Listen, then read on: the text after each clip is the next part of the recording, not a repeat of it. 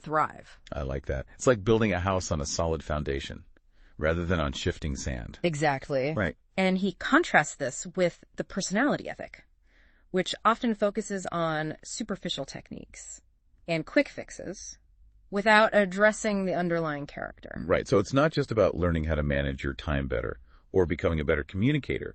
It's about becoming a more principled person from the inside out. Precisely. Right. And that's where the concept of paradigms comes in.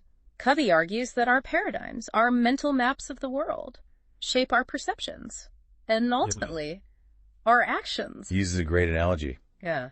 Of trying to navigate Chicago with a map of Detroit. Oh, yeah. You might be able to find a few landmarks, but ultimately, you're going to end up lost. It highlights the importance of examining and challenging our own paradigm, those deeply ingrained assumptions that might be holding us back. Yeah.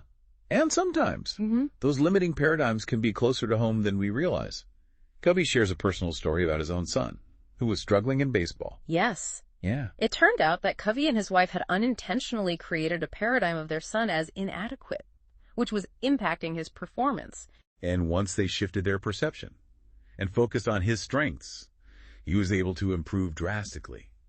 It's a powerful example of how our paradigms can become self-fulfilling prophecies. It also beautifully illustrates Covey's concept of the maturity continuum, the progression from dependence to independence, to interdependence. So starting with dependence, like a child relying on their parents, we ideally move towards independence, becoming self-reliant and responsible for our own choices.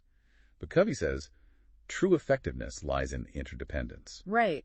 That's where we recognize that we can achieve so much more by collaborating and working together, leveraging each other's strengths. But here's the catch. You can't just jump straight to interdependence. You need a solid foundation of independence first. It's like trying to build a strong partnership without first understanding and valuing yourself. Right.